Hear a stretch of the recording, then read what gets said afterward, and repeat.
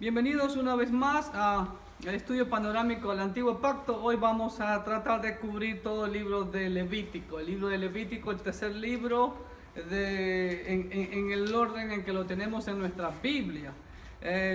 Vamos directamente a nuestras notas. Los hermanos aquí tienen notas y vamos a trabajar con ellas en este momento. El libro de Levítico, ¿de dónde viene esa palabra? ¿Le llama la atención esa palabra? Levítico, de Leví. ¿Y quién era Leví? ¿O qué era Leví? ¿Ok? Y ese era el nombre original. Si ustedes pueden ver ahí, está el nombre original. Si lo pueden leer. ¿Ok? Está en hebreo. Vamos directamente a ver unos aspectos principales de este tercer libro de Levítico. En el punto A, Levítico es el nombre dado por la Septuaginta. ¿Recuerden lo que es la Septuaginta? ¿Alguien recuerda lo que era la Septuaginta? La Septuaginta es la traducción al griego de todo el Antiguo Pacto, que estaba escrito en hebreo. ¿Ok? Y en la Septuaginta, la palabra Levítico significa lo que pertenece a los levitas. Recordemos que Dios separó a la tribu de Leví para el servicio especial para el tabernáculo y el templo. Y dentro de la tribu de Leví, Dios escogió a la familia de Aarón. Los descendientes de Aarón, solamente los descendientes de Aarón eran los sacerdotes. Y dentro de los sacerdotes solamente había una persona que funcionaba como sumo sacerdote, y él era la única persona que podía entrar al lugar santísimo en el día de Yom Kippur o el día de expiación, en dos ocasiones durante ese día, para expiar por sus propios pecados y por los pecados del pueblo. ¿Ok? Entonces de ahí viene el nombre Levítico, que nosotros lo tenemos en nuestras Biblias en español. Pero más que los levitas, el libro de Levítico habla más de los sacerdotes que de los propios levitas. El autor de este libro, definitivamente Moisés, aunque la crítica no da mucho problema con ello. Y las fechas, de acuerdo al calendario que nosotros tenemos, el calendario juliano-gregoriano, corresponden a los años aproximadamente de 1450 a 1410 a.C. Prácticamente Moisés escribió los 5 libros durante los 40 años de peregrinar en el desierto. Dios fue revelando a Moisés para que escribiera. Y entonces Levítico es el nombre dado por la Septuaginta y significa lo que pertenece a los levitas. Pero habla más de los sacerdotes que de los levitas. ¿Ok? Aunque los sacerdotes eran parte o debían ser levitas, o eran levitas. Puse debían, ¿por qué? Porque más tarde vemos que hubieron personas que usurparon esa función que no les correspondía, de gentes de otras tribus, ¿ok?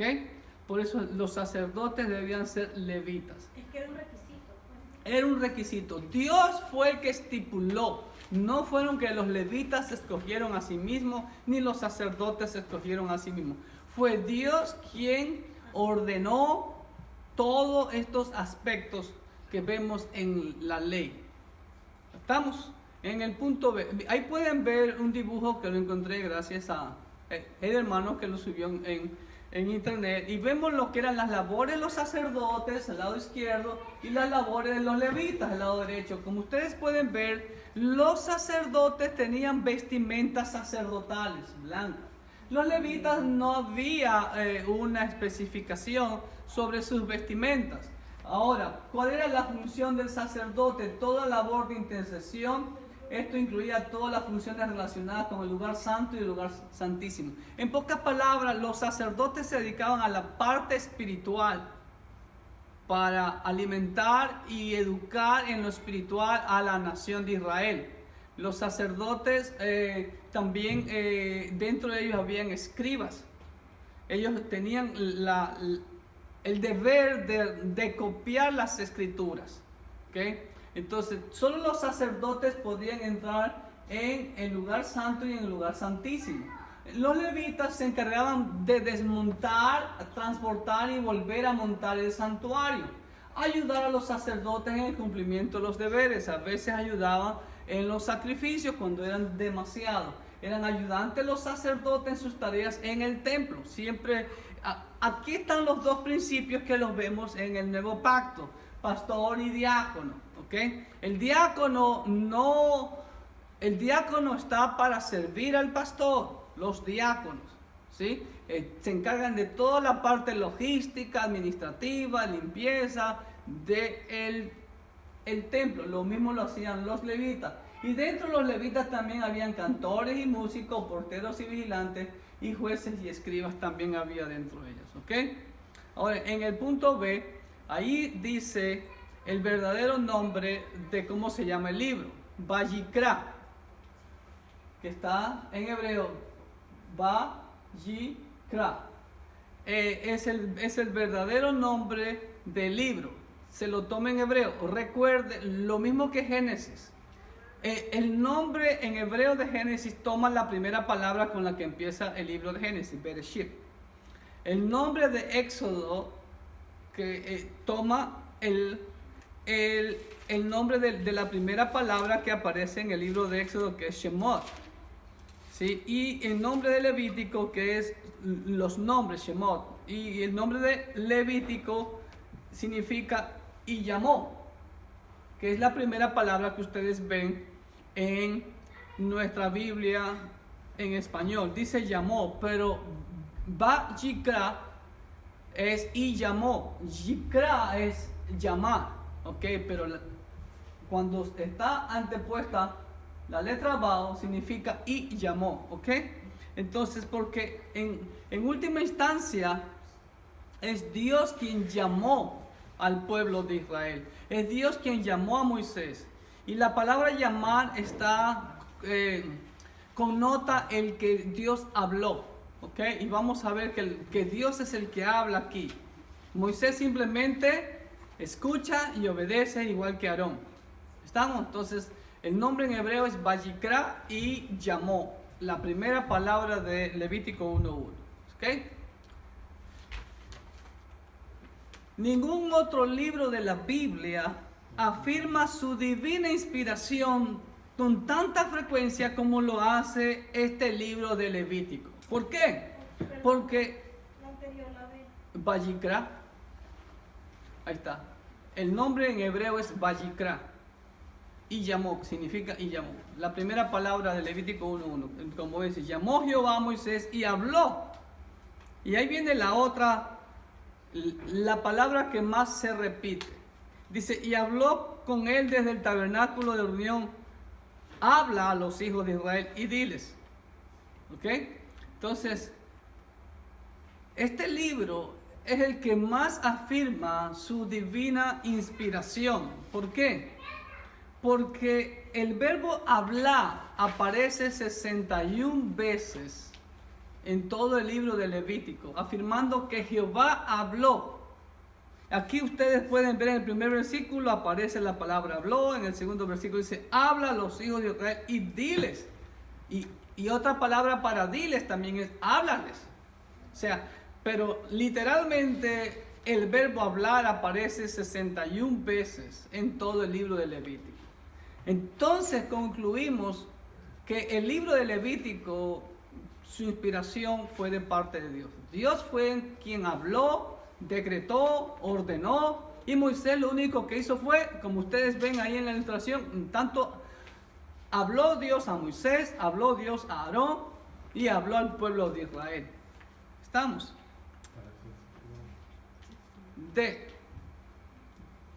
El tema principal son las ordenanzas sacerdotales, en las que se hace hincapié sobre la santidad de Israel. Hermanos queridos, este libro de Levítico afirma y deja claramente que Dios desea un pueblo santo para sí, una nación santa, una nación de sacerdotes.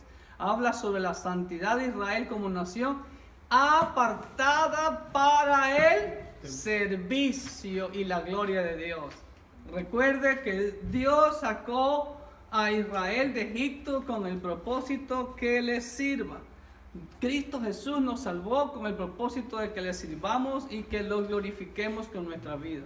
Amén. Eso está totalmente plasmado en toda la Escritura.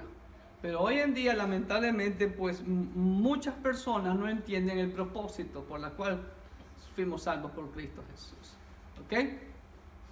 En el punto E, dice, ciertas palabras como santo, santificar y santuario aparecen más de 100 veces en este libro. Ahora, ¿qué significa la palabra santificar? ¿Qué significa santo? Apartado. ¿Pero para quién va a ser apartado? Para Dios. En el momento en que el esposo y la esposa contraen matrimonio, en ese momento ellos se están santificando. Cada uno se aparta solamente para su cónyuge. De la misma manera, en el momento en que yo acepto a Cristo Jesús, estoy santificado, soy santo, soy apartado solamente 100% para Dios, para nadie más. Y por eso vamos a ver aquí ciertas leyes y prohibiciones que Dios le dio al pueblo de Israel, de no contaminarse en lo mínimo con los pueblos paganos que iban a destruir. F. Dios le muestra al pueblo el modo de allegarse a Él a través del sistema de sacrificios y holocaustos con sus oblaciones. Todo este sistema de sacrificios, de ofrendas, de holocausto, todo es simbólico y todo, como usted ve en la ilustración, como siempre se lo he dicho, ¿a quién apunta? A Cristo Jesús. ¿Ok? Y vamos a hablar más adelante cuando lleguemos al capítulo 23, algo que algunos autores yo no concuerdo con ellos. ¿Ok? Entonces, y subraya la expiación y la santidad. Siempre, siempre. Dios, a través de todos estos sistemas sacrificiales, enfatiza el perdón y enfatiza la santidad. Todos estos sacrificios y holocaustos simbólicos apuntan al cumplimiento de Cristo Jesús en el Calvario. Ahí lo tienen. Ese es el camino, esa es la forma.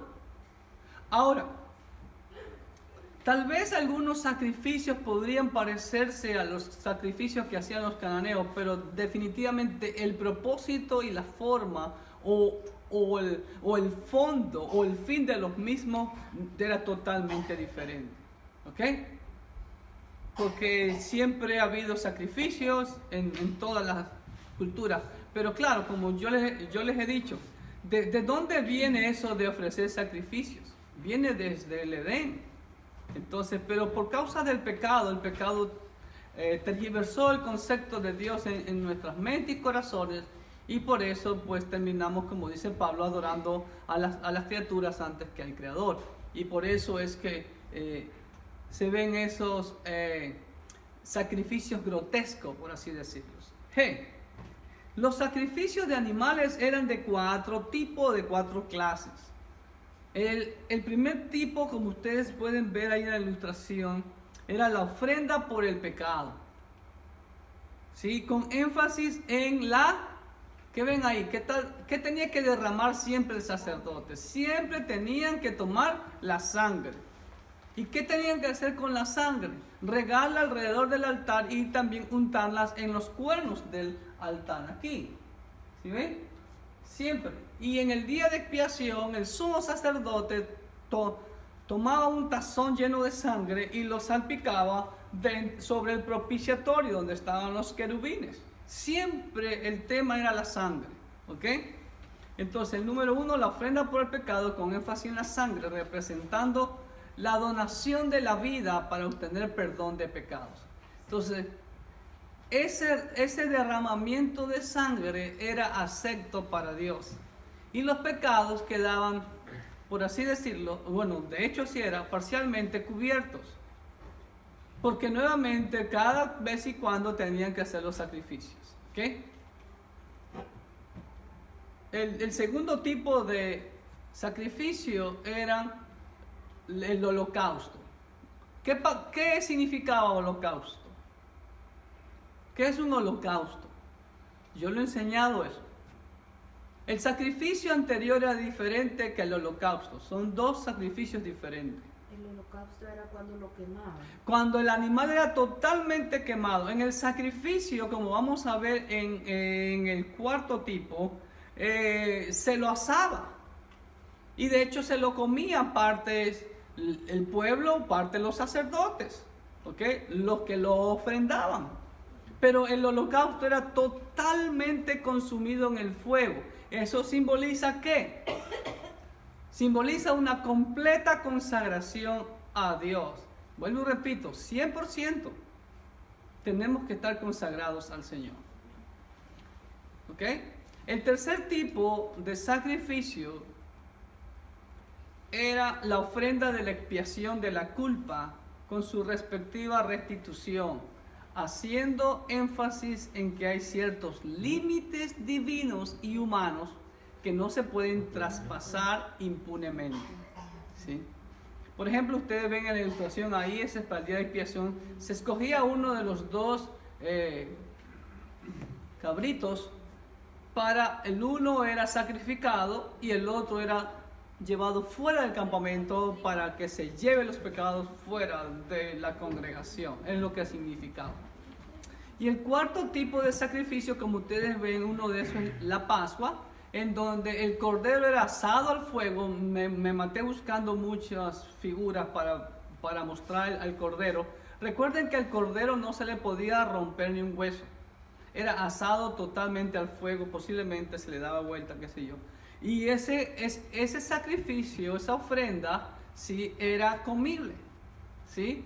Al final se lo repartía, se lo comía, y que simboliza la comunión entre Dios y el hombre, como la Pascua. Jesús celebró la Pascua.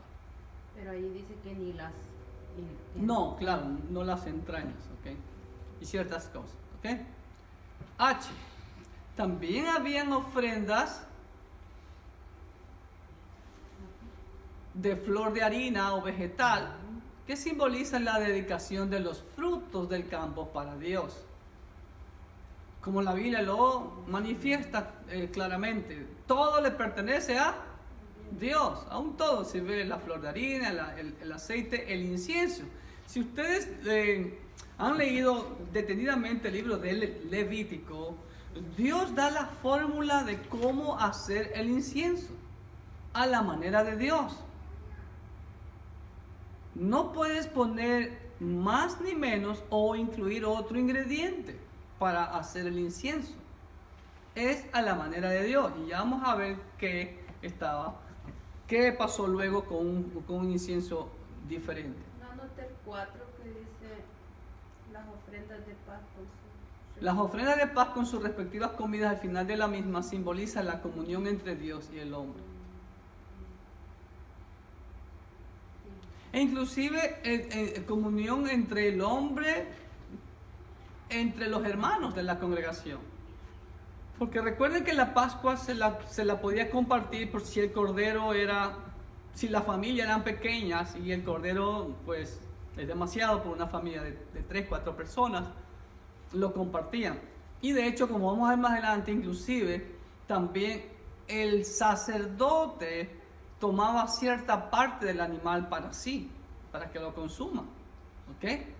Vamos a ver eso más adelantito. Entonces está las ofrendas de oblación o de libación. También hay otras ofrendas, que es la ofrenda de libación que iba acompañada de alguno de los sacrificios anteriores. La ofrenda de libación era derramar aceite o vino en uno de los sacrificios ofrecidos.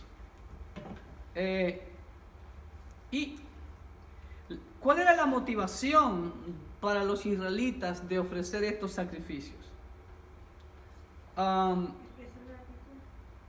Número 1, expresar, exactamente, mi amor, expresar gratitud. ¿Ok? Por los favores inmerecidos. Es la ofrenda de acción de gracias.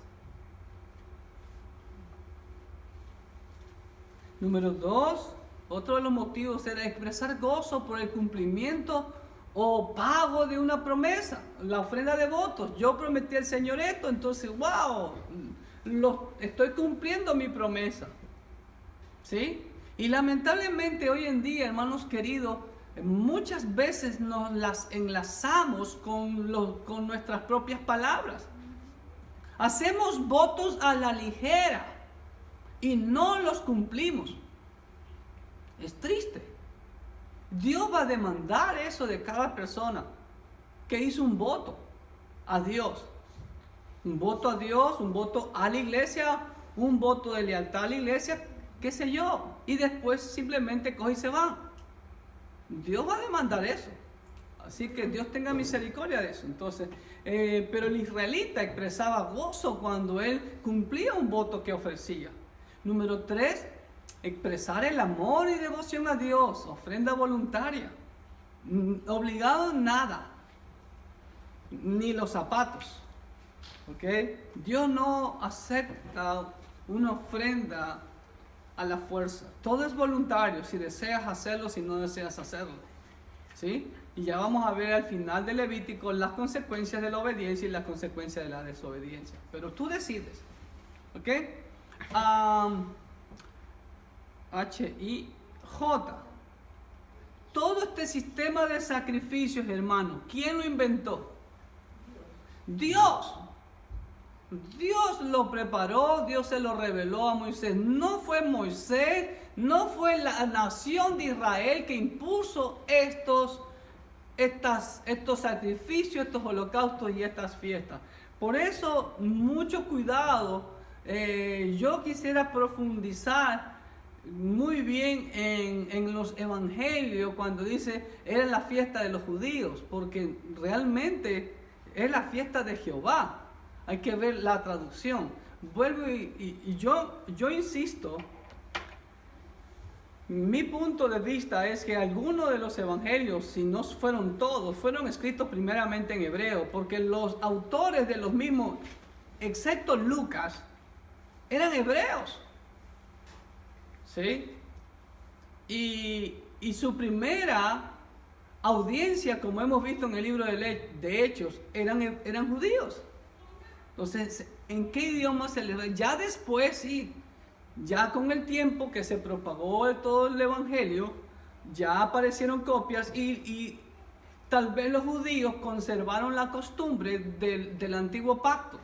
Cuando ya unas escrituras estaban muy viejas, ya las destruían porque eso como que afrentaba al Señor. Por eso es que no existen originales, existen copias de copias de las copias de las copias. ¿Me hago entender? Y como dice un judío caraíta, él no es cristiano, pero él ha estudiado mucho el nuevo pacto y los evangelios. Y él ve que en muchos de los evangelios hay muchos hebraísmos que están mal traducidos al griego y mucho peor a nuestros lenguajes. Y por eso yo les hice ver, por ejemplo, ustedes en Mateo 1, donde supuestamente no hay las 14 generaciones desde la deportación de Babilonia hasta Jesús, porque hay una mala traducción. No es el esposo de María, José, sino José, el padre de María. ¿Ok? Entonces, todo este sistema de sacrificios, holocaustos y fiestas no fueron invención de Moisés o del pueblo de Israel, sino una directa ordenanza y revelación de Dios con un cumplimiento futuro, escúchenme bien, en la persona de nuestro Cristo Jesús. Lucas 24:44. ¿Alguien me lo lea, por favor? Si ya me lo encontró, mientras yo estuve hablando. Lucas 24:44. Si yo les gano, ustedes me pagan el café, ¿ok? Y les dijo, estas son las palabras que os hablé estando aún con vosotros, que era necesario que se cumpliese todo lo que está escrito. ¿De quién? De mí, en la ley de Moisés. No de hay ciertas cosas que sí, la nación de Israel iba a sufrir por la desobediencia. Pero todas estas fiestas y sacrificios, hermanos queridos, apuntan a una sola persona. Mi Cristo, mi Cristo, mi Cristo, mi Cristo. Amén. Como él lo dice, ¿ok? En los profetas y en los salmos, todo el antiguo pacto apunta siempre solamente a la persona de mi Cristo. Por eso, cuando lleguemos a Levítico 23, voy a hacer un pequeño hincapié en eso, ¿ok? JK. En todos los libros de la Biblia encontramos a Cristo. En Levítico, ¿qué viene a ser nuestro Señor Jesucristo? El sumo sacerdote, como dice el libro de Hebreos, de los capítulos 2 al 9, habla pero tajantemente sobre que Cristo Jesús es nuestro sumo sacerdote, ¿ok? Así que en Levítico vemos a nuestro Señor Jesucristo como el sumo sacerdote. Ahora sí vamos a analizar panorámicamente cada capítulo en una forma rápida. El capítulo número 1 de Levítico habla de la ley de los sacrificios, ofrendas de olor grato a Jehová, y habla de los holocaustos, ofrendas de olor grato a Jehová. ¿Ok? Capítulo 2 también habla la ley de los sacrificios, ofrenda de olor grato a Jehová, habla de las oblaciones y la ofrenda de primicias, ¿sí ve? Primicias. Y de eso no se predica generalmente en las iglesias. Eso ya se abolió. ¿Qué somos nosotros, hermanos? Nosotros somos primicias de Cristo. ¿Y por qué no hablar de las primicias? Al Señor habría que darle las primicias. Y la ofrenda de las primicias, esta ofrenda no sube como olor grato. En 2:12 lo dice: como ofrenda de primicias las ofreceréis a Jehová, mas no subirán sobre el altar en olor grato. ¿Estamos? Póngale ahí, no suben como olor grato. Esa es una excepción. Las primicias. ¿Ok? Porque se daba dinero por la primogenitura de cada persona y de cada animal, se restituía con dinero. ¿Ok? Capítulo 3. La ley de los sacrificios, ofrendas de olor grato a Jehová, ofrendas de paz. Vemos las ofrendas de paz. Capítulo 4. Ley de los sacrificios también, siguen todos estos capítulos, habla de los sacrificios, ofrendas que no son de olor grato a Jehová. Ofrendas por los pecados por hierro, o sea, por error. El becerro era sacrificado fuera del campamento. Ojo, en el 4:12 dice: en fin, todo el becerro sacará fuera del campamento a un lugar limpio donde se echan las cenizas, y lo quemará al fuego sobre la leña en donde se echan las cenizas será quemado. Nuestro Señor Jesucristo, ¿dónde murió? Fuera de las murallas de Jerusalén, como dice Hebreos 13:12. ¿Ok?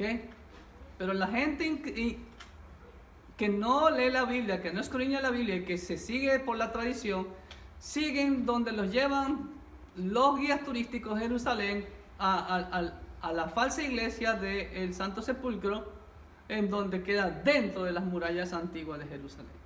¿Ok? Capítulo 5. Capítulo 5, hermanos queridos, sigue hablando de la ley de los sacrificios, de ofrendas que no son de olor grato a Jehová. Habla de las ofrendas expiatorias por culpa. Pero aquí veo, hermanos queridos, al menos en mi apreciación, veo la primera mención, el primer principio de cómo se debe amonestar al hermano, como yo dije en el sermón del domingo pasado. Si alguno pecare por haber sido llamado a testificar y fuere testigo que vio o supo algo y no lo denunciare, él llevará su pecado. Y hermano, que toda la iglesia sepa eso. Y toda la iglesia que comenta y hace chisme está en pecado. Y a veces hacemos acepción de pecado. Le ponemos el ojo a un hermano que porque se lo encontró tomando, o porque se lo encontró bailando, o porque... Pero ¿qué tal con los hermanos que andan chismoseando? La Biblia me dice claramente, tú tienes que testificar de acuerdo a Mateo 18. Tienes que irle a decir al hermano, como dice Mateo 18, lo que hiciste glorifica a Dios. ¿Ok? Yo te aconsejo, yo te amonesto en el nombre del Señor que por favor abandone Jesús. Si no quiere abandonar, como dice Mateo 18, y sigue haciendo lo mismo, ahí sí llama al pastor y a otro hermano para ir a amonestar al hermano. ¿Estamos? Ese principio lo vemos. Vuelvo y repito, el nuevo pacto es cumplimiento del antiguo pacto, y mucho de lo que está en el nuevo pacto está en el antiguo pacto. Así que por eso es tan importante estudiar el antiguo pacto, porque es la base para el nuevo pacto. ¿Estamos? 6. Capítulo 6. ¿De qué me habla capítulo 6? Nuevamente, ley de los sacrificios, ofrendas que no son de olor grato a Jehová, ofrendas por culpa y restitución. Habla de holocaustos y ofrendas sacerdotales. Y aquí, hermanos queridos, quiero que usted vea en su Biblia el versículo 20, que alguien me lo lea con voz fuerte. ¿Trajeron Biblia? Sí. Amén. 6:20. Un hermano, por favor, con voz de evangelista callejero. ¿Todavía no lo encuentran? Otro café. Esta es la ofrenda de Aarón y de sus hijos que ofrecerán a Jehová. Escúchame bien, el día que fueren ungidos. No dice todos los días que fueren ungidos. ¿Cuántos días? El día singular, único.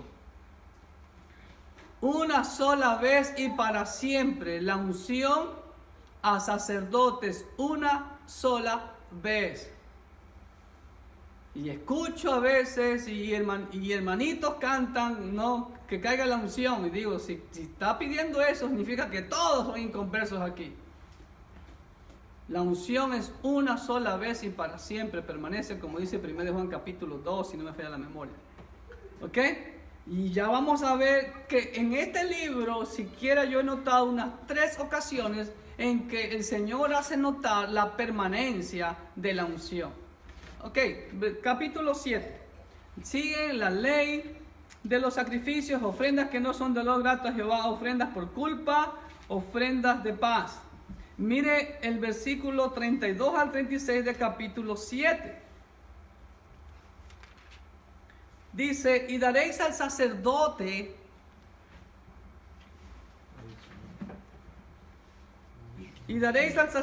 para ser elevada en ofrenda la espaldilla derecha de vuestros sacrificios de paz.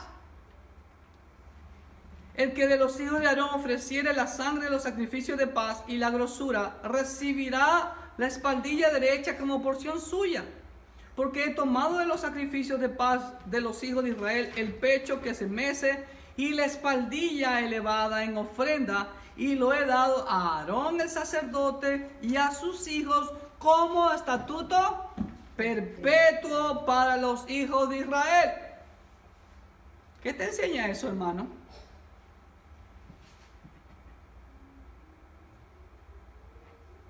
Pero hoy en día seguimos con la mezquindad y esa mente maquiavélica de que el siervo de Dios debe vivir miserablemente y esto que lo otro. No solo el diezmo recibía los sacerdotes, recibían parte de los sacrificios, la espaldilla derecha. A ver, ¿quién sabe de eso? ¿Tú qué es la espaldilla? ¿Es una buena parte? Noé, ¿quién sabe de eso? De animales. Yo no sé nada. Yo siempre como el muslo y la pechuga. Pero la espaldilla debe ser por la espaldilla. Claro, la espaldilla, pero El lomo, pues. el lomo, o sea, carne de lomo. Mira, ¿sí ves? ¿Sí ves? O sea, al sacerdote se le da una buena porción y el pecho para el sumo sacerdote. ¡Wow! Por eso Elías era algo gordo. Por eso Elías era gordo. Ok, pero vemos, hermano, aquí, nótese la adicional, miren lo que he puesto, la adicional provisión a los sacerdotes. ¿Por qué pongo adicional? Porque aparte los sacerdotes recibían el diezmo de los levitas. Recordemos, y ya lo vamos a ver eso al final del Levítico también. ¿Okay? El diezmo del diezmo, pero en algunas iglesias es el diezmo completo que le dan al pastor. ¿Ah? Sí, algunas iglesias, claro, en el sistema levítico ahora, obvio, porque no hay aquí, pero hoy en día se debe manejar muy sabiamente eso, porque si solo se le da todo el diezmo al pastor, entonces vemos en iglesia que el pastor solo está hablando del diezmo porque mientras más den, más recibe. Debe haber un equilibrio ahí, ¿ok? 8. Capítulo 8 habla ahí, mire, consagración de Aarón y sus hijos. ¿Quién los ungió? Moisés. Unción de los sacerdotes, versículo 30, ¿me puede leer? Luego tomó Moisés del aceite de la unción y de la sangre que estaba sobre el altar y roció sobre Aarón. Hermanos, miren imagínense ese escenario, ese evento. Le echaron aceite y sangre sobre Aarón, sobre sus vestiduras, sobre sus hijos y sobre las vestiduras de sus hijos con él. Y santificó a Aarón y a sus vestiduras y a sus hijos y las vestiduras de sus hijos con él. ¿Cuántas veces hizo esto Moisés? Una sola ocasión. Y estamos hablando que esto fue al inicio de los 40 años de peregrinación, cuando se erigió el tabernáculo. El tabernáculo, como ya vimos en Éxodo al finalizar, se erigió en el segundo año, el primer mes del segundo año de que salieron los hijos de Israel de Egipto. Y no me dicen todos los otros libros de Moisés que nuevamente Aarón y sus hijos fueron ungidos. ¿Y por qué hay la necesidad hoy en día de que hay que ungir, que reciba la unción, que reciba la unción? Entonces es un inconverso. Una sola vez y para siempre se recibe la unción. ¿Ok? Unción de los sacerdotes para siempre. Capítulo 9.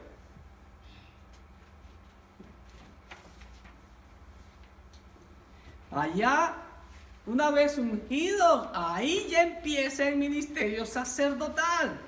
Jehová apareció y envió fuego que consumió el holocausto.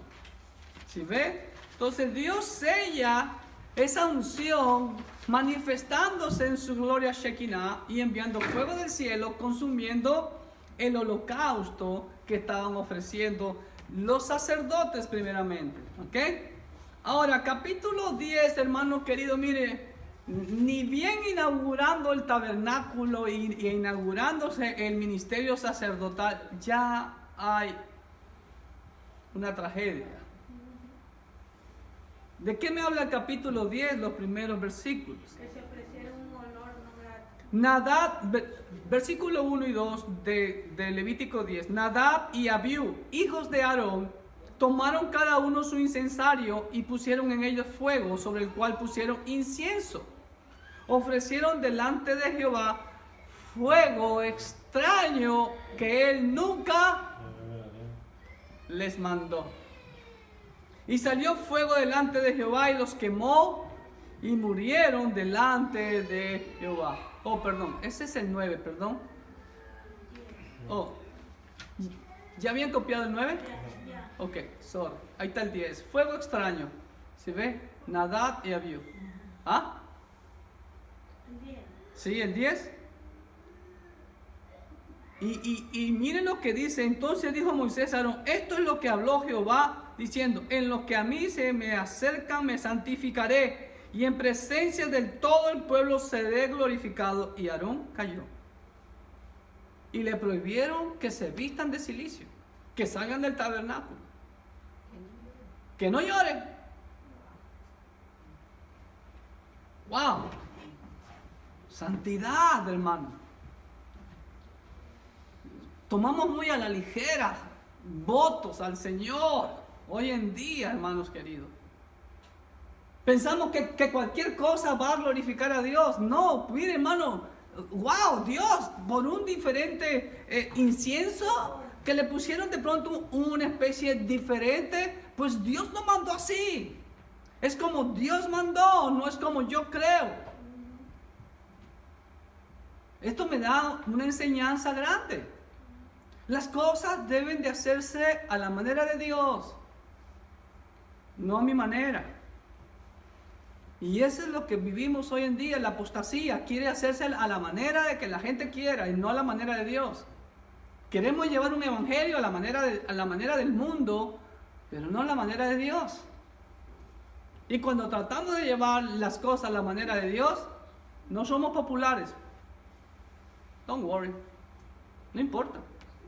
Pero como dijo Pablo en Gálatas 1:10, si yo agrado al mundo, dejo de ser siervo de Cristo. Y yo prefiero obedecer a uno antes que a un montón. Es más fácil obedecer a uno que a un montón, ¿no es verdad? Así que, aguas.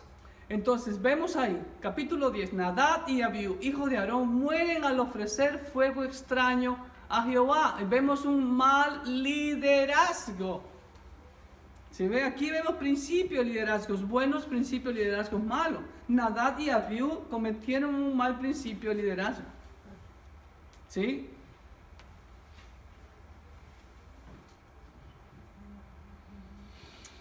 Nuevamente, hermanos queridos, hincapié en la permanencia de la unción. Miren, ¿cuántas veces ya voy repitiéndolo? Bueno, yo no, es Dios quien lo está repitiendo. Versículo 7 dice: ni saldréis de la puerta del tabernáculo de reunión porque moriréis. Le dijo el Señor a través de Moisés, Aarón y Jesús. Y dice, por cuanto el aceite de la unción de Jehová, ¿qué dice? ¿Están conmigo? 10:7. Hermanos, el aceite de la unción de Jehová está sobre ti. ¿Cuánto dicen amén? Está, la palabra está, es presente continuo. ¿Ok? Lo que el cristiano debe de buscar siempre, que es la llenura del Espíritu Santo. ¿Ok? Y así mismo vemos nuevamente la provisión para los sacerdotes en el versículo 14 de este capítulo 10. Capítulo 11, de los capítulos 11 al capítulo 15, habla de leyes de limpieza y de santidad. Y aquí mucho ojo, lo que Dios ordena al pueblo. Capítulo 11 habla de las separaciones de las contaminaciones, empezando por los alimentos limpios y los inmundos. Hay que hacer diferencia. ¿Ok? El capítulo 12 habla de nuevamente separación de las contaminaciones, de la ley de la maternidad. 40 días después del alumbramiento, la mujer tenía que purificarse. Lo hizo José y María, ¿sí? Y por eso que a los 40 días presentaron al niño Jesús en el templo, una vez cumplida la purificación de María.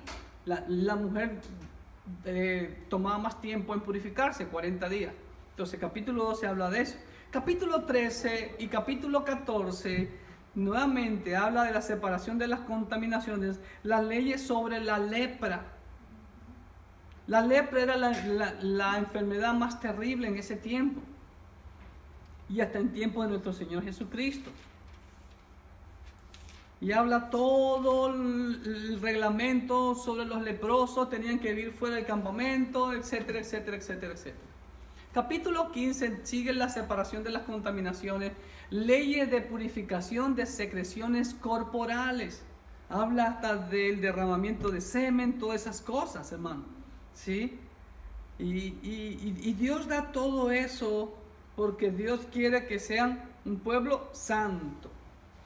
Capítulo 16 hay un paréntesis en medio de esa separación de las contaminaciones, y Dios establece el día de expiación o el Yom Kippur, día de expiación.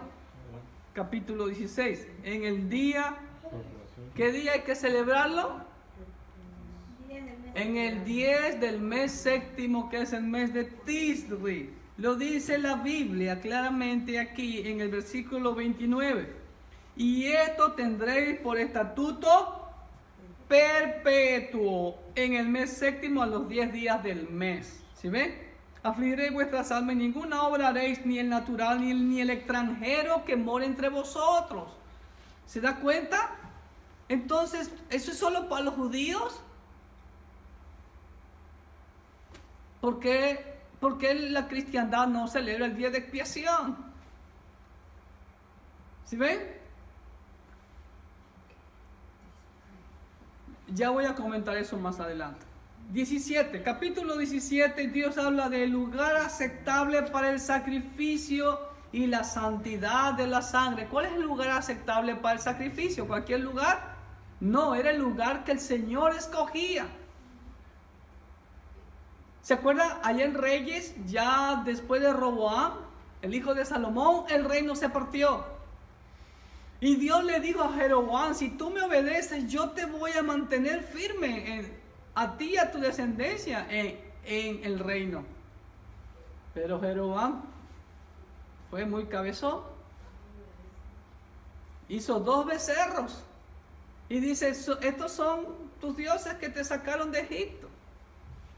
E hizo pecar a Israel. Y Jeroboam quedó como ejemplo de un mal rey que hizo lo malo ante los ojos de Jehová. De eso se lo repite en todos los 19, 20 reyes que tuvo Israel. Entonces vemos la santidad de la sangre. Sin derramamiento de sangre no hay perdón de pecados. Capítulo 18 también habla sobre la santidad total a Dios, hermano.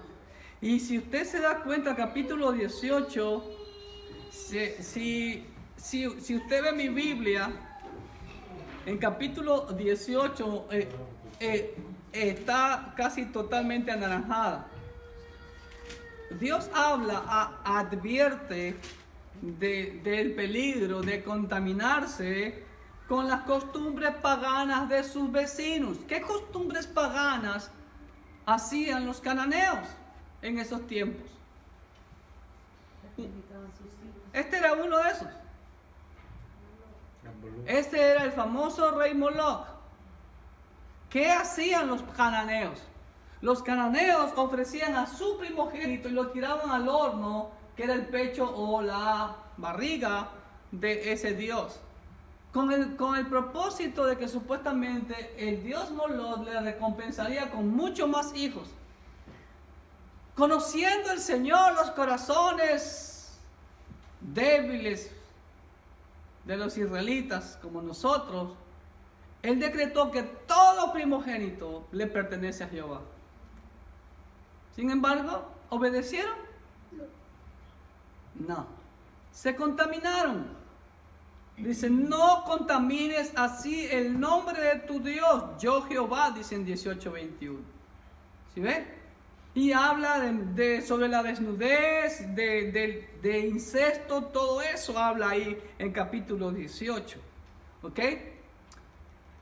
Santidad total a Dios, no contaminarse con las costumbres paganas de sus vecinos, leyes sobre relaciones sexuales ilícitas. ¿No? Y el Señor habla también ahí de no tomar mujer entre sus parientes o 2 mujeres, ¿sí? La Biblia deja establecido claramente que Dios abomina la poligamia. Dice, porque así también hacían los cananeos. El versículo 30 del capítulo 18, el último, dice así: guardad pues mi ordenanza, no haciendo las costumbres abominables que practican antes de vosotros, y no os contaminéis en ellas. Yo Jehová vuestro Dios. Clarito. ¿Ok? Capítulo, entonces, eso no hay que hacer. ¿Ok? Capítulo 19 también, miren hermano, ¿qué es todo eso que se ve ahí? Santidad total a Dios, prohibición de la idolatría. No deben de profanar la ofrenda de paz, no hacer injusticias, no andar chismeando. No andarás chismeando entre tu pueblo. Y miren lo que dice el Señor: no atentarás contra la vida de tu prójimo. El chismear es atentar contra la vida de tu prójimo. ¡Wow! Qué pena que no está toda la congregación aquí. ¿Ah? Depende que los chismosos no están. Y es para la mujer. No, los hombres también somos chismosos. Ahí está, tampoco así. Capítulo 19 sigue las prohibiciones. Mire, todo eso que usted ve ahí. ¿Usted ha visto hermanitos que leen el horóscopo? Hermanitos que andan con cosas para que les dé suerte. Todo eso es comprar lotería, ir a casinos. ¿A qué bien hermanitos que compraban lotería, iban a casinos y estaba bien? Leerse la mano, todo eso. Aún leer el horóscopo, el yoga también. Y hay un gran famoso que lo siguen miles y miles, Armando Alducin, lo digo porque lo dijo públicamente, él practica el yoga. ¿Quién? Armando Alducin o Alducin, no sé cómo que. Un mexicano que, ¿usted ha escuchado, hermano José de él? Lo siguen muchísimos. Pero él lo ha dicho públicamente que él practica el yoga desde un tiempito atrás, unos 2, 3, 4, 5 años atrás, no sé. Yo no practico el yoga, yo voy al gimnasio. Porque el yoga, dentro del yoga está la meditación trascendental y eso es vaciar tu mente. Aunque digas que lo haces por ejercicio, bueno, haz ejercicio de estiramiento y no tienes que hacer yoga. ¿Ok? Vamos a 19. Santidad total a Dios, prohibición de la idolatría, no deben profanar la ofrenda de paz, no hacer injusticia, no chismear, no adivinos, también no tatuajes.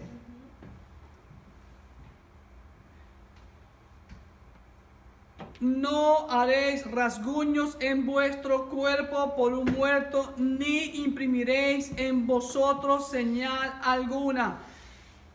No imprimirás tu cuerpo con señal alguna, dice la Biblia. La palabra tatú es moderna. El tatú es una impresión en tu cuerpo. Eso hacían los paganos. ¿Ok? Y también habla de respeto al anciano, al mayor.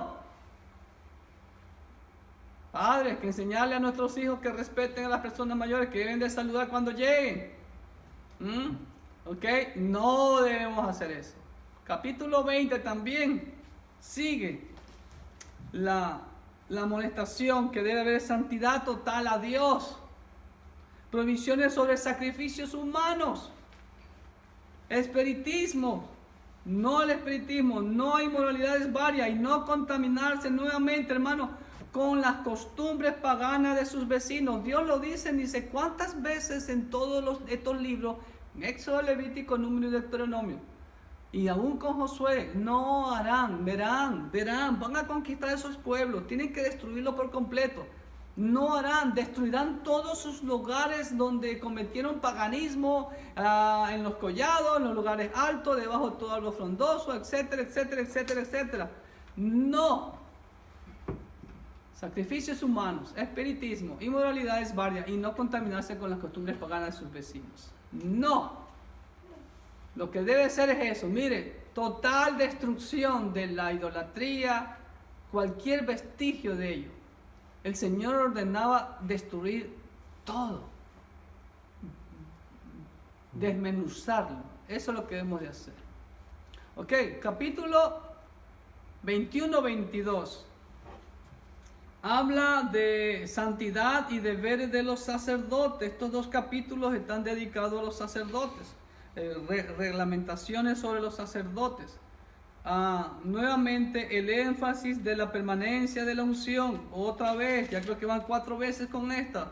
21:12 dice: ni saldrá del santuario ni profanará el santuario de su Dios, porque la consagración por el aceite de la unción de su Dios está sobre él. Nuevamente está sobre él, yo Jehová. Estamos, permanece la unción. Y llegamos a el gran capítulo 23. Este capítulo es muy trascendental. Para mí es el más importante en este libro. Habla del establecimiento del día de reposo. ¿Cuándo es el día de reposo? Habló Jehová a Moisés diciendo, estoy en el 23:1. Habla a los hijos de Israel y diles: las fiestas solemnes de los judíos, las cuales proclamaré como santas convocaciones, serán estas. ¿Así dice? ¿Están conmigo? ¿No están conmigo? Jehová. Las fiestas solemnes de Jehová. Es el Señor que pone las fiestas, no fueron los judíos. Y de hecho, si usted la ha leído y está leyendo Antiguo Pacto, usted ve que por muchísimos años no cumplieron. Y no cumplieron algo que vamos a ver más adelantito. Primero dice, 6 días se trabajará, mas el 7º día será de reposo. Santa convocación, ningún trabajo haréis. Día de reposo es de Jehová en donde quiera que habitéis. ¿De quién es el día de reposo? De Jehová, es para dedicarlo a Él. Ahora, ¿cuál es el día de reposo? Ok, entonces aquí vemos primeramente el establecimiento del día de reposo por parte de Jehová. 7º día del calendario de Dios. Las 7 fiestas proféticas vemos de los versículos 4 en adelante. Estas son las fiestas, nuevamente lo vuelve a repetir, las fiestas solemnes de Jehová, las convocaciones santas apartadas para el propósito solo de Dios, a las cuales convocaréis en sus tiempos, no el tiempo que a ti te da la gana. No el tiempo que la tradición dice, no el tiempo que la denominación dice. Es en el tiempo que Dios ha dado, en la fecha que Dios ha dado. ¿Ok? Primero quiero hablar sobre el día de reposo. ¿Cuál es el día de reposo? La palabra día de reposo en idioma hebreo es... Ok, en la fecha debe celebrarse en la fecha decretada por Jehová. ¿Copiaron ahí? Ya. Ahora, la palabra en hebreo para el día de reposo es Shabbat. La palabra Shabbat no significa sábado, ni una pizca. La palabra sábado en tiempo de Moisés no existía. El dios Saturno no existía en tiempo de Moisés. La palabra sábado viene en honor al dios Saturno. ¿Cuántos días de la semana tenía el calendario de Dios? De ahí está. 6 días se trabajará, mas el 7º día será de reposo. 7 días. Hermano, la gente, los seres humanos cometemos un error. Creemos lo primero que escuchamos y lo tomamos como dogma y creemos que eso ha existido así siempre. Creemos que los días de la semana que tenemos han existido desde el día de la creación. No. No sé si ustedes alcanzan a ver ahí y los que me están siguiendo ahí. Esa es una foto de un mural en una piedra del calendario romano. El calendario romano, ¿sabe cuántos días tenía la semana? 8 días. Voy a empezar por la semana. Tenía 8 días la semana. No sé si ustedes ven ahí todas esas letras. Miren, empieza de la A, B, C, D, E, F, G, H y vuelve A, B, C, D, E, F, G, H, A, B, C, D, E, F, G, H y A, B, C, D y continúa. A ver, si sabemos contar A, B, C, D, E, F, G, H. ¿Cuántos días tenía la semana? 8 días tenía el calendario romano. Ahí está. Con para que pueda ver mi hermana Vilmita. Se ve A, B, C, D, F, G, H. Y se repite ese patrón. Y eso es antigüedad. Eso es historia. Y aquí hay otro. Esta es una piedra, esculpida en una piedra. Y ustedes pueden ver aquí también los 8 días de la semana. A, B, C, D, E, F, G, H, A, B, C. Y comienza acá arriba también, si ven, A, B, C, D, E, F, G, H. 8 días. El calendario romano. ¿Ok? Otro, ahí está. Este está a colores, ¿si ven? ¿Dónde termina? La H. A, B, C, D, E, F, G, H. ¿Si ven? Están los 8 días. Ahora, ¿cuál era el primer día del calendario romano? Aún en tiempos de Cristo, el Imperio Romano usaba 8 días la semana. ¿Cuál era el día de reposo? ¿Qué día era? ¿El sábado? ¿El domingo? A saber. ¿Ok? Esta es otra foto, miren, días de la semana en los calendarios republicanos, en la República de Roma, y del primer juliano se asignaron letras de A a la H. ¿Sí ven? Aquí está, de la A a la H. La República de Roma y después también en el tiempo de Julio César. Ahora, ¿cuál era el primer día de la semana? Ahí están, miren, los 8 días de la semana. 1, 2, 3, 4, 5, 6, 7. Falta uno, a ver, 1, 2, 3, 4, 5, 7. Eso fue con Julio César después. ¿Y saben cuál era el primer día de la semana del calendario romano? ¿Saben quién es ese caballero? Saturno. El dios Saturno. Miren, ahí está. Eso es. Busquen en internet. ¿Por qué tiene la hoz? ¿Tiene la hoz? Porque Saturno es el dios de la agricultura. Era el dios que adoraba a Julio César. Por eso Julio César puso el primer día el sábado. Saturno. ¿Ok? ¿Y el segundo día cuál es? ¿Qué son esos? Rayos del sol.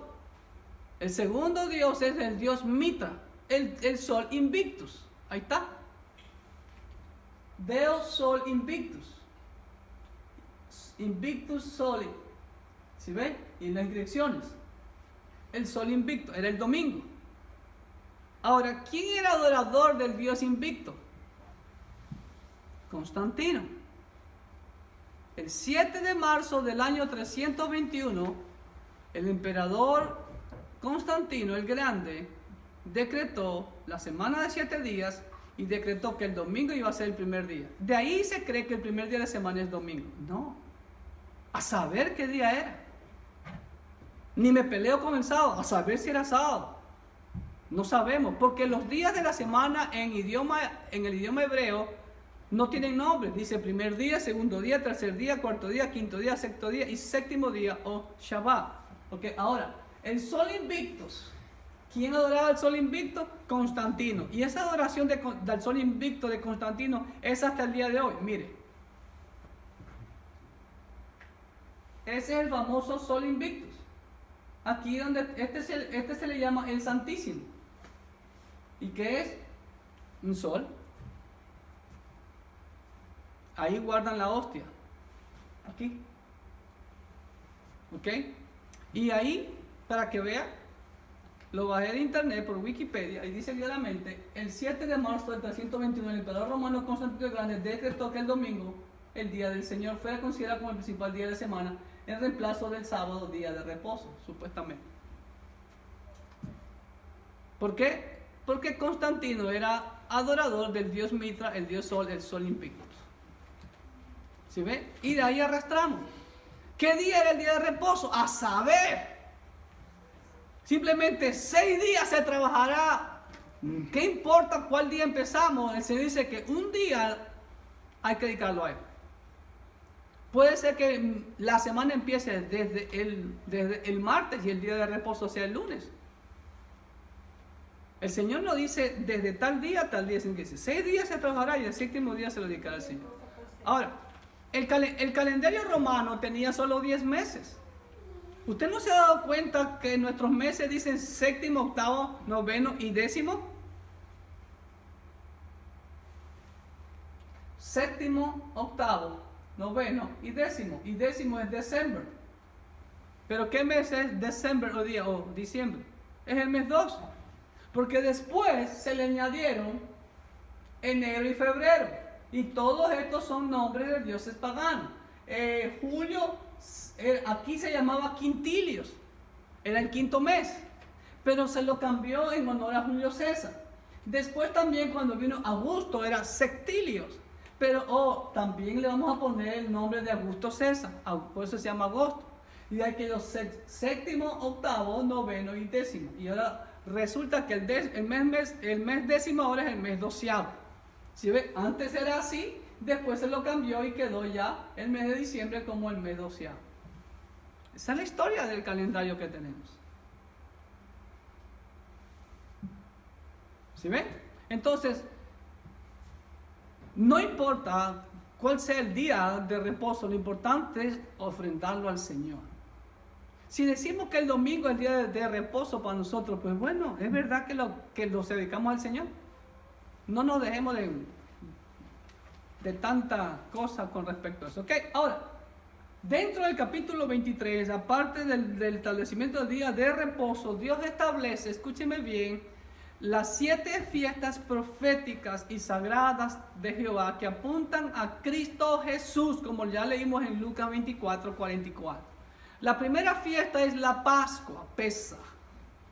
De los versículos del capítulo 23, 4 y 5. Y el Señor lo establece qué día hay que celebrarlo. ¿Qué día hay que celebrarlo? En el mes primero, a los 14 del mes, entre las 2 tardes, Pascua es de los judíos. ¿Así dice? No. Pascua es de Jehová. No tiene nada que ver los judíos. Y si usted lee Nehemías, por muchísimos años ni los judíos celebraron la Pascua. Creo que lo dice Nehemías. ¿Ok? Entonces la primera fiesta es la Pascua, el 14 de abril, primer mes. Aquí representa, ¿en dónde está su cumplimiento? Son fiestas proféticas. Cristo es el Cordero de Dios. Ya todos sabemos lo que es la Pascua. Se sacrificaba el Cordero, la sangre, la última plaga en Egipto y la liberación, ¿ok?, de Egipto. Cristo, el Cordero de Dios que quita el pecado del mundo, como dice en Juan 1:29, Juan 1:26, y en 1 Corintios 5:7 Pablo dice que Cristo es nuestra Pascua, que ya fue sacrificado una sola vez y para siempre, ¿ok? La segunda fiesta, ¿cuál era? En esa misma semana, ¿sí? La fiesta de los panes sin levadura, Matzot, que va del capítulo 23, versículos 6 al 8, y el Señor da la fecha, el 15, del 15 al 21 del primer mes, el mes de Abib. El mes de Nisan fue incluido después. El Nisan era el nombre de un dios pagano en Babilonia. Cuando estuvieron en el cautiverio, ahí le cambiaron. El día de hoy, los mismos judíos no respetan el calendario de Dios. Para ellos, el primer mes es el mes de Tisri, en donde celebran su Rosh Hashanah, o el año nuevo, o la cabeza de año. El Señor dijo, este es el primer mes, el mes de Abib. ¿Estamos? Entonces, el 15 y el 21 era día de reposo obligatorio. Por eso que mi Señor fue sacrificado el 14, el 15 era Shabbat, por los panes sin levadura. ¿Okay? El 16 era día común y corriente, Raimundo y todo el mundo a trabajar. En ese día fueron las mujeres a comprar las especies para prepararlas todo el día. Ese día fueron los del Sanedrín, los judíos, a donde Pilato a pedirle la guardia para custodiar la tumba de Jesús. Después el 17 fue Shabbat semanal. Y el 18, muy de mañana, ya el Señor ya había resucitado. Ahí están los 3 días y 3 noches, ¿ok? Ahora, los Matzot, ¿se acuerda? El Señor dijo, tienen que preparar panes sin levadura y celebrar la Pascua vestidos, porque en ese momento, vámonos, nos vamos fuera de Egipto. Ellos salieron el 15 de Egipto. Y el Señor les dice en Éxodo, recordarán este día. ¿Y qué tenían que hacer con la masa que habían preparado los judíos, los israelitas en Egipto? ¿Llevarla sobre qué? Sobre sus hombros. ¿Por qué tenían que llevarla sobre sus hombros? ¿Por qué no la guardaban en un cajoncito por ahí? Todo eso tiene un cumplimiento profético en la persona de mi Cristo, ¿ok? Vamos entonces. El día del 15 y el día 21 eran días de reposo obligatorio en ambos días, aparte del día de reposo semanal. Ahora, Cristo es el pan que descendió del cielo, lo dice Juan 6:33, 6:51, 6:58. Ahora, el hombre sin pecado también es Cristo. Eso es lo que significa pan sin levadura. La levadura, teológicamente hablando, es sinónimo de pecado. Entonces, Hebreos 4:15 dice, no, que el Señor era el hombre sin pecado. Fue hombre pero sin pecado. Lo mismo dice 1 Juan 3:5 y hay otros versos más. Pero vea Éxodo 12:34 y ahí viene la comparación. Volvamos rapidito. Éxodo 12:34. ¿Me gano otro café? Ahora el pan. Ahora el pan. Y llevó el pueblo su masa antes que se leudase, sus masas envueltas en sus sábanas sobre sus hombros. ¿Por qué? ¿Y qué día era? El día 15. Recuerde que el día del calendario bíblico empieza ¿a qué hora? ¿A qué hora? 6 de la tarde. 6 de la tarde. ¿Ok? Entonces, ahora venga a Mateo 27, 57. ¿Otro cafecito? Siga tomando. El más toma más escucha. Cuando llegó la noche. Entonces, ¿qué día ya era? Sí. Pasado las 6 de la tarde. Entonces, el Señor fue sacrificado el 14. Pasado las 6 de la tarde, ya de noche, el siguiente día. Entonces, ¿era qué día? 15 del mes de Abib. Vino un hombre rico de Arimatea llamado José, que también había sido discípulo de Jesús. Este fue a Pilato y pidió el cuerpo de Jesús. Entonces Pilato mandó que se le diese el cuerpo.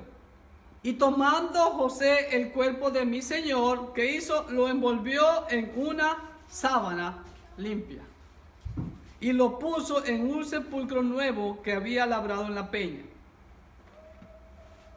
El pan sin levadura fue envuelto en la sábana, el hombre sin pecado, el pan que descendió del cielo, fue cargado y puesto en el sepulcro el día 15 del mes de Abib. Cumplimiento en la persona de mi Cristo. Sigo. Fiesta número 3. En esa misma semana, en los versículos del 9 al 14, es la fiesta de Bikurim, es la primicia. La primicia de la cebada se celebra dentro de la fiesta de los panes sin levadura. Recuerde que la fiesta de los panes sin levadura es del 15 al 21. Una semana completa y dentro de la semana completa ¿qué hay? Hay un día de reposo semanal. El Señor dice que el primer día de la semana, después del día de reposo semanal en el calendario de Dios, se tenía que ofrecer la primicia, una gavilla, el sacerdote la Mesías, ¿sí? Como primicia. Cristo Jesús resucitado es la primicia de los que mueren, resucitan y nunca más experimentarán la muerte. Eso lo dice Pablo en 1 Corintios 15, 20 a 24. ¿Se dan cuenta? Mi Cristo cumplió las 3 fiestas primeras de la primavera. En el primer mes, en el mes de Abib, entre los días 14 al 21. ¿Se dan cuenta? Todas las fiestas tienen que ver con nuestro Cristo. Amén. Fiesta número 4. ¿Cuál era la fiesta número 4? Que va de los versículos 15. Ahora, miren aquí en el calendario. Ok, Abib. Aquí, aunque lamentablemente le ponen Nisan. Aquí están las 3 fiestas. Fiesta de la Pascua, fiesta de los panes sin levadura y fiesta de las primicias Bikurim. ¿Sí ven? Y después, en el mes de Sivan, viene la fiesta de Shavuot. Y miren, si ven que aquí es cebada, ese no vale ese clic. Aquí. Si ven, Abib, cebada y después en Sivan es el trigo. ¿Ok? Ahora, la cuarta fiesta es la fiesta llamada en hebreo la fiesta de las semanas. Shavuot significa semanas. Nosotros la conocemos como Pentecostés. Era 50 días después de Bikurim.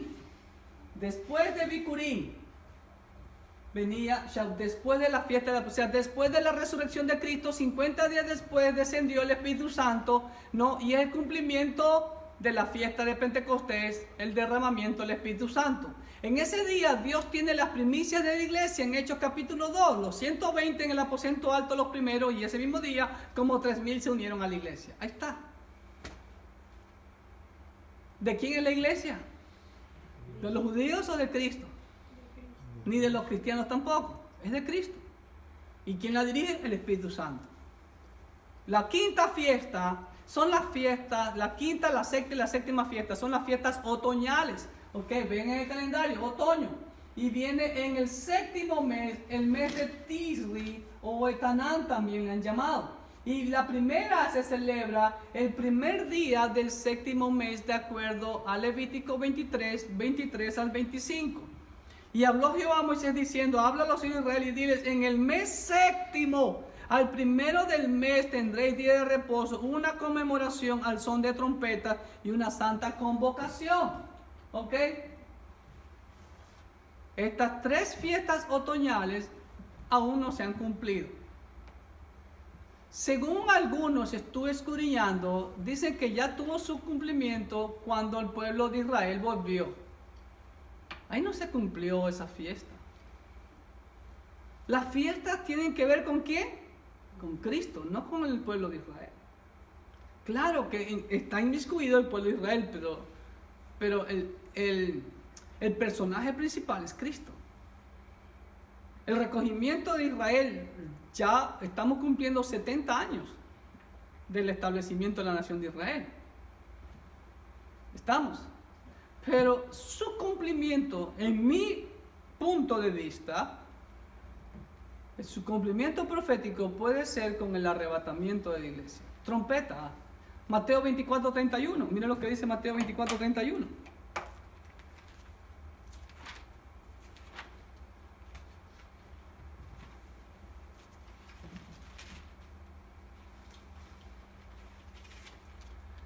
Y enviará a sus ángeles con gran voz de trompeta y juntará a sus escogidos de los 4 vientos desde un extremo del cielo hasta el otro. Primera de Corintios 15:52 también habla de que, no, Primera de Corintios 15:52 textualmente.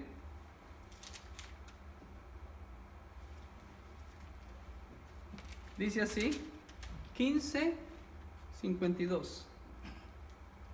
Ups.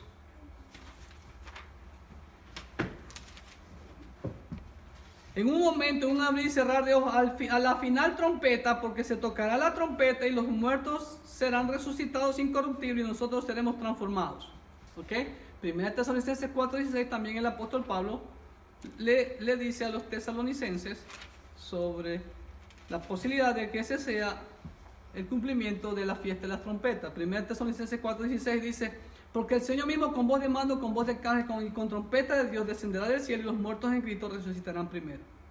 Y luego nosotros, los que vivimos, los que hayamos quedado, seremos arrebatados juntamente con ellos en las nubes para recibir al Señor en el aire y así estaremos siempre con el Señor. ¿Ok? Entonces, en mi punto de vista, el cumplimiento es el rapto de mi Cristo hacia nosotros. La fiesta número 6, también en el mes de Tisri, en el séptimo mes, es la fiesta de Yom Kippur o el día de expiación, que va de los versículos 26 al 32 de Levítico 23. Se celebra el día 10 del mes séptimo, del mes de Tisri. Ahora, también algunos creen que eso ya se cumplió, es el gozo, el establecimiento de la nación de Israel. Algunos dicen eso, vuelvo y repito, para mí su cumplimiento aún es futuro y su cumplimiento puede estar relacionado con la segunda venida de Cristo, al final de la gran tribulación, porque al final de la gran tribulación es que Cristo va a poner fin al pecado, Satanás va a ser atado, ¿sí? Y como dice Daniel 9:24, ¿no? Ahí se pondrá fin a la injusticia, al pecado, a la iniquidad. Pero todavía no vemos iniquidad e injusticia en este mundo y pecado entonces aún no se ha cumplido. A pesar de que Israel se está regocijando dentro de su tierra ahora. Mateo 24, 29, 31 también tiene que ver con eso. Y Apocalipsis 19, del 11 al 21 vemos eso, que cuando Cristo viene, destruye a todos en la batalla del Magedón, el anticristo y el falso profeta son lanzados al infierno. Y Satanás es atado por 1000 años. Y ahí viene la séptima fiesta, la fiesta de los tabernáculos. ¿Sí? Es Dios habitando con su pueblo. Se celebra el día 15 del mes séptimo del mes de Tisri por 7 días. Su cumplimiento profético puede ser el establecimiento del reino milenial de Cristo sobre la tierra y el nuevo estado eterno con Dios. No solamente el milenio, porque Zacarías 14, 16, 21 dice claramente que todos los que quedaren de los que sobrevivieron a la gran tribulación, dice, tendrán que subir de año en año a celebrar la fiesta de los tabernáculos a Jerusalén, a adorar a Jehová. Zacarías 14, 16 al 21 dice así. Y todos los que sobrevivieron de las naciones que vinieron contra Jerusalén subirán de año en año para adorar al Rey, a Jehová de los ejércitos, y a celebrar la fiesta de los tabernáculos, y etcétera, etcétera, etcétera, etcétera. ¿Okay? Y Apocalipsis 21 también nos habla de la nueva Jerusalén. Pero ya, ¿dónde va a estar la nueva Jerusalén? No en el milenio. En el nuevo estado eterno, en el nuevo cielo y en la nueva tierra. Estamos. No va a ser sobre este planeta. Este planeta va a ser destruido. Entonces, el milenio es Dios habitando, con Cristo habitando y reinando, cumpliéndose todas las promesas dadas a Israel. ¿Ok? Y hemos finalizado el capítulo 23. Ahora el capítulo 24 de Levítico. Ya vamos a concluir, son 27. Habla del aceite para las lámparas en el lugar santo. Miren, aquí está. Estas lámparas siempre tenían que estar encendidas. Y también acá estaban los panes de la preposición. Ahora, ojo siempre. La lámpara siempre estaba a la mano izquierda de cuando uno entraba. Los panes estaban a mano derecha, como ustedes ven. Y ahí, en esa pared donde está la proyección, era el lugar santísimo. Y allí adelante estaban, como ustedes ven, ¿qué era esto? No, ese no es el arca del pacto. Ese es el altar del incienso. Mire que lleva el incienso el sumo sacerdote a quemar incienso. Y atrás de esta cortina azul estaba el arca del pacto. El lugar santísimo, que solo el sumo sacerdote podía entrar a este lugar en el día 10 del mes de Tisri, que era el día de Yom Kippur. ¿Estamos? Entonces, vemos en el capítulo 24 que Dios ordena sobre el aceite para las lámparas, el lugar santo, el pan de la proposición y el castigo por blasfemia. ¡Wow! Si Dios estuviera hablando, dice, saca al blasfemo fuera del campamento y todos los que le oyeren pongan sus manos sobre la cabeza de él y apedréelo toda la congregación. Y a los hijos de Israel hablarás diciendo, cualquiera que maldijera a su Dios llevará su iniquidad, y el que blasfemare el nombre de Jehová ha de ser muerto. Toda la congregación lo apedreará, así el extranjero como el natural, si blasfemare el nombre. Que muera. Ay, hermano, si todavía hiciéramos eso,